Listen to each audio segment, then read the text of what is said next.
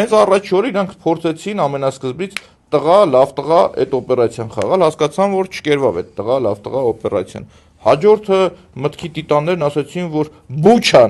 Բուչան էր այս ամբողջի մեջ։ Եկա Կարիբյան ճգնաժամ եք սանձազերծը համարյա այս ծեր արածով։ Ուրեմն